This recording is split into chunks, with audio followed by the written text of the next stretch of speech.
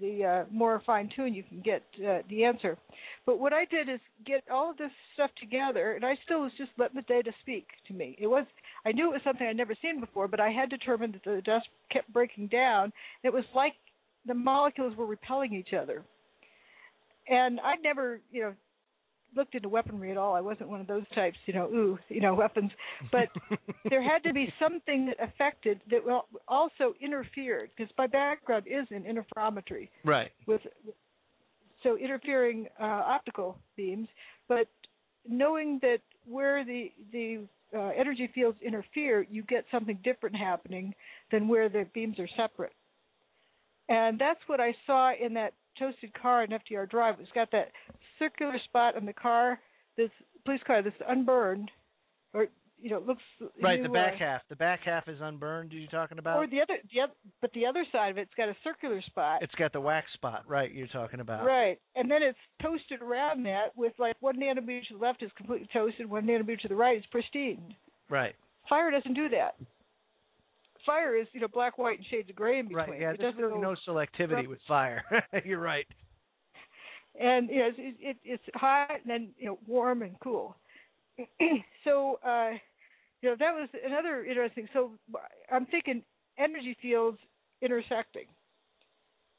And, just looking stuff more. And again, it was that tipping top of Tower 2 that looked like it was not really like a steam explosion, but like all the molecules suddenly, instead of being attracted to each other, were repelling each other.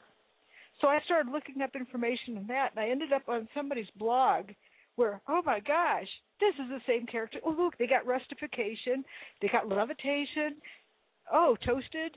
They have, peeling. They have a piece of metal that's split apart. They have dissimilar materials bonding together. One of the things we skipped over is paper being bonded to metal that, obviously it didn't heat up because the paper didn't get burned.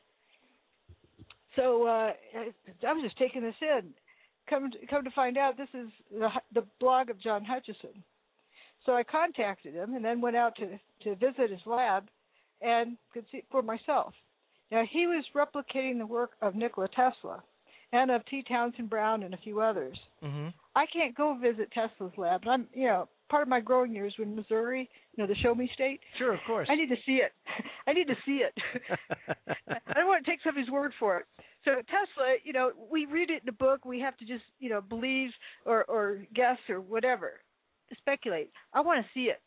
John Hutchison is alive today. You can go visit him and see it. So here, off I go. And I learned even more than I would have guessed. There's some other very unusual things that I experienced with his energy fields, which helped me understand some other things too. That it's a mixture of different signals, and depending on how they're mixed, at the angle they're mixed, and the a whole lot of different. There's so many different unknowns, but you can tap into different effects. Now, another thing I saw from the WTC site was Building 4. It gets often too forgotten. The main body of Building 4 just went missing that day. The north wing was still there. It looked like it was sliced off with an X-Acto knife. You could look and see what's on somebody's desk, but the building was just gone down to the ground level. Below ground, it's still there. I've got a picture from the loading docks in the basement below where the building is missing. So if you had a building crashing down, you have hollow floors underneath. Why isn't it, crashing into the ground?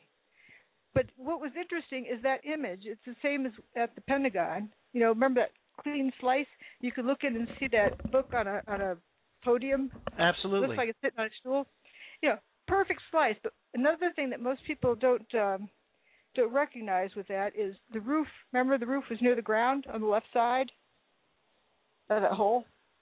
At the Pentagon? Yes, absolutely. Why was the roof near the ground? Aren't there 4 stories in between? You'd think. Stuff? Sure. There's just nothing left. Okay. But what it reminded me also of, these two images, of something I saw in Topeka, Kansas. I might have to go for a second. In 1966. Mm-hmm. They had this horrendous tornado that took out a main part of Topeka. And we drove through there the next day. Our family was driving west to visit my grandmother. And you could see this apartment building been split in half. You could see somebody's bed in there, had a white bedspread, reminded me of my sister's bedspread. The bed was made, it had magazines on the bedspread, and it had some books on the dresser, some clothes hanging in the closet, and the rest of the room wasn't there. It was just sliced off.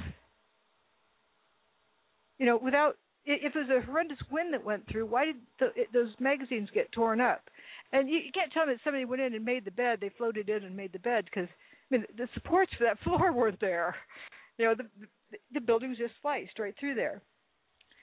And you start thinking about it, where does the energy come from for tornadoes?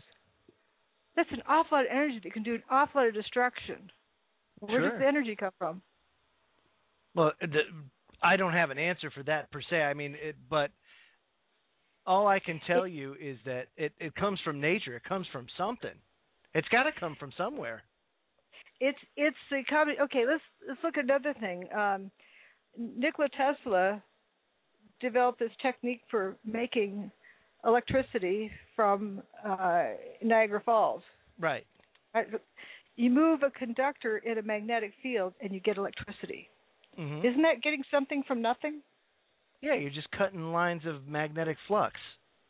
And it isn't that the wiring got plugged into the waterfall and you just rerouted the energy. Mm-hmm. It changed nature. Something came out of, this. It's a combination of things. And it turns out, well, I think everybody as a kid, you've got an electrical wire and wound it around a nail, plugged in a 9-volt battery, and it turns that nail into a magnet. So we know we can turn electricity into magnetism, and we can also turn magnetism into electricity. They interact somehow. And then add to that gravity. And if you mix them and interfere them just right, you get some really weird things happening.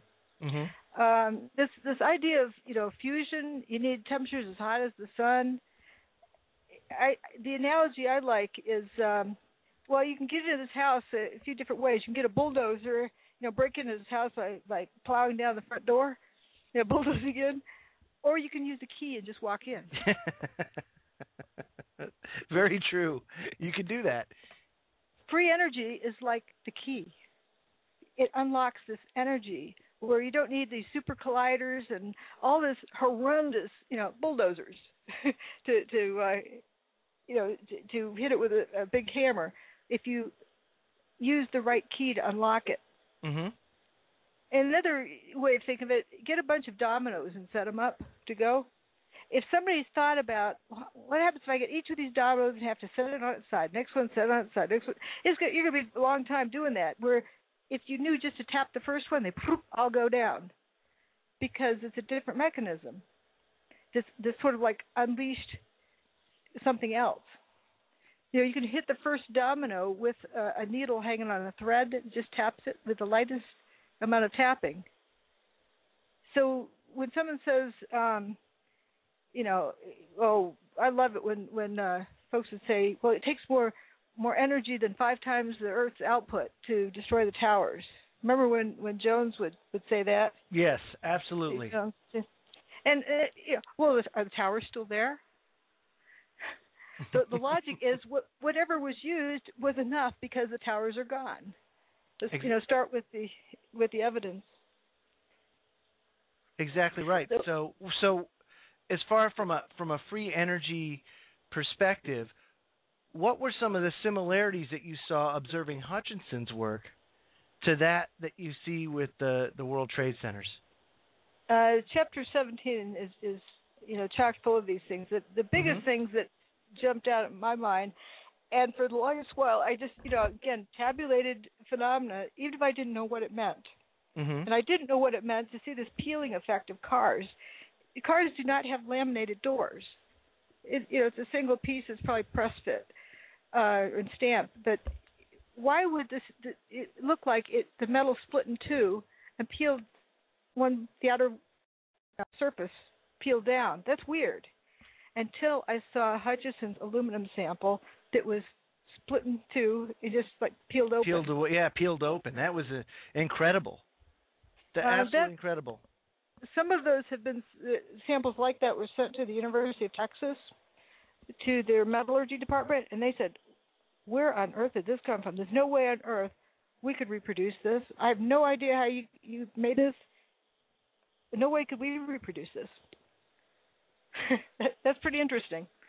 Sure, absolutely, it's interesting. But what's even more interesting is that you're able to draw that parallel between the World Trade Center and between doing it in a laboratory and being able to mimic these things that people are seeing in these photographs and have no explanation for and can't understand it. So, and if you don't have an explanation for it, you don't throw it out. Like the two-tone colors of the fumes.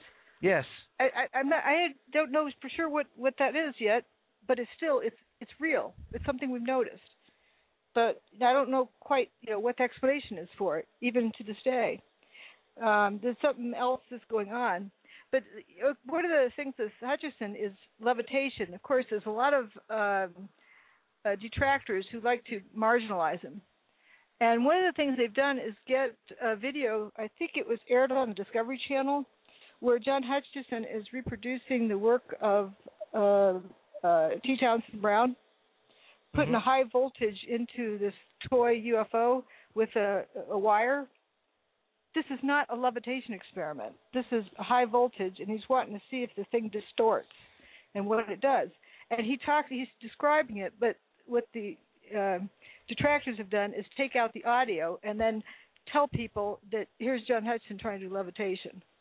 It's like if somebody's listening to their iPod, you say they can't really be a musician because they play tunes out of their iPod. Mm-hmm. You're taking it out of context. Right, exactly right. But there's some pictures of John Hutchison's levitating water. Yeah, let's see how somebody says that he used a string for that. That's on page 377. Yeah, it'd be a little bit difficult, don't you think? Yeah, I don't think he can magnetically hold to the top. But why is this important? It's part of this interaction between gravity, electricity, and magnetism, and it creates nuclear effects.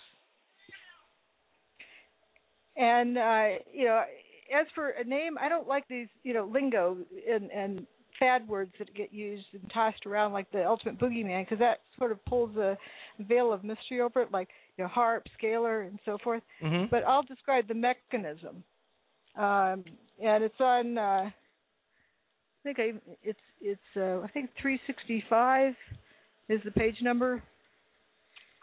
I'm not sure. Yeah, top page 365 is where I put it. Yes. Magnetic electrogravitic nuclear reactions. That's a mouthful.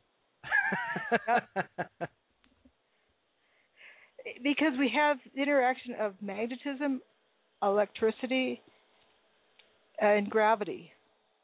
And they all are interacting. Now, each one of these things we can see the effects of, like, okay, tornadoes or hurricanes.